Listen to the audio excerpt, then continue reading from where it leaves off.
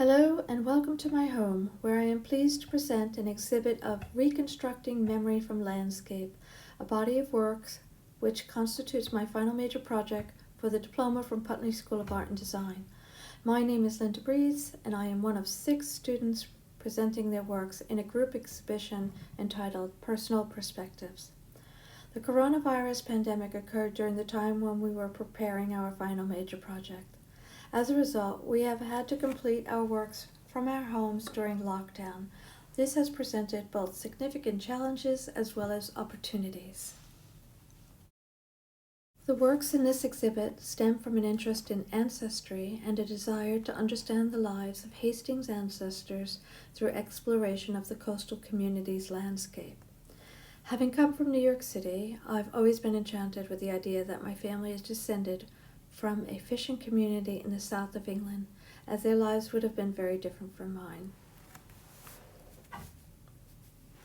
I've always had a great regard for the men who fished the seas and their families. They suffered great difficulty and misfortune, and they persevered. They battled storms, suffered lean years, and sometimes tragic loss of life at sea. The strength and fortitude they and their families must have had to sustain a life on seas is something that inspires me whenever I feel challenged.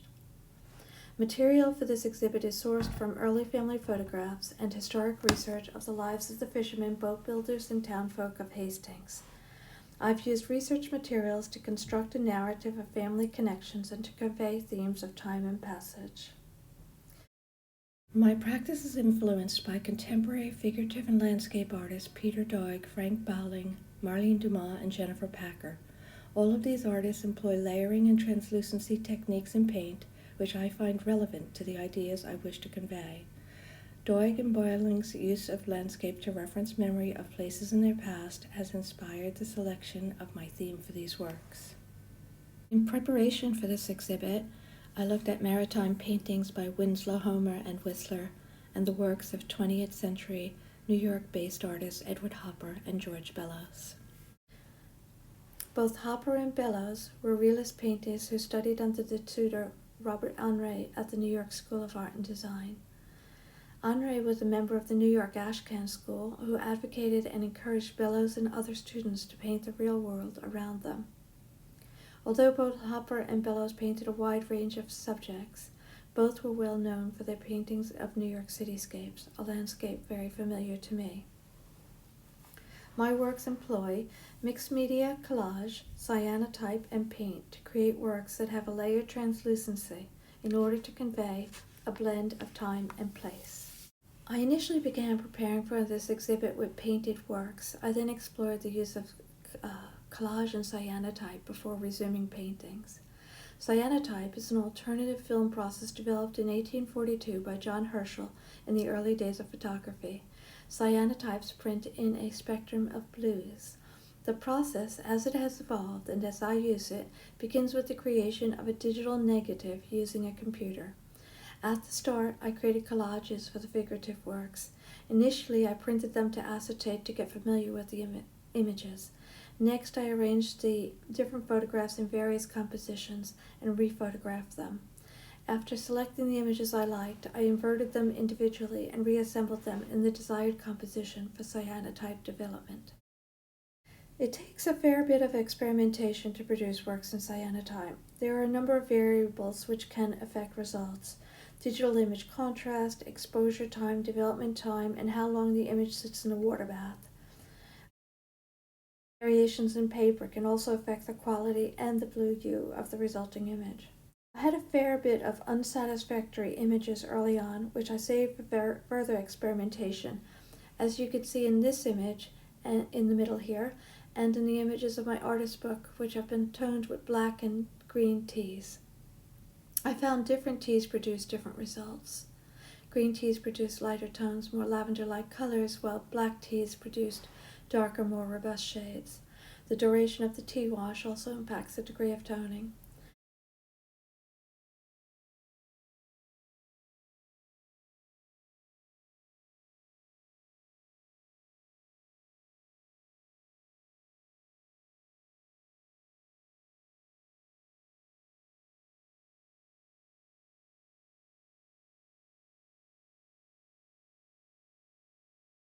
After developing one of the silhouette images of my grandfather, I noticed that the landscape forms of the unexposed digital negatives underlying the silhouette were quite visible and distinct.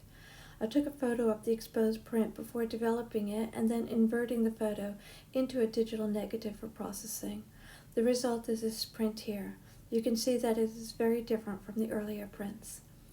I followed a similar process with these images of my father. However, you can see the effect is quite different again.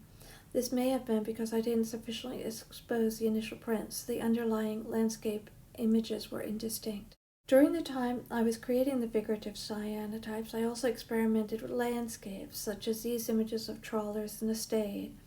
My goal was to learn more about the cyanotype process in order to improve the quality of the images. As I wanted to use the cyanotype images in painting, I produced a number of small paintings in acrylic that referenced the silhouettes of my father and grandfather and the landscape elements associated with them. In these paintings, I've experimented with looser brushstrokes in some and manipulation of the silhouette in various angles. I did this to create some dynamicism in the work. In this work, I experimented with overlapping transparent figures in order to indicate time and motion. Some of these paintings are also done in a very spare graphic style, but they all share the same motif and color use, again influenced by the range of blues available in cyanotype and the beige tones possible with T-toning. This oil painting of a trawler on the Hastings stade, a fisherman, 2 children, and a dog, was based on a photograph I took on a visit to Hastings some years ago. I have enjoyed very much working with photographic sources and developing works in a range of media that includes collage, cyanotype, and acrylic and oil paint, and I plan to continue exploring these and other media. Thank you for joining me in this tour.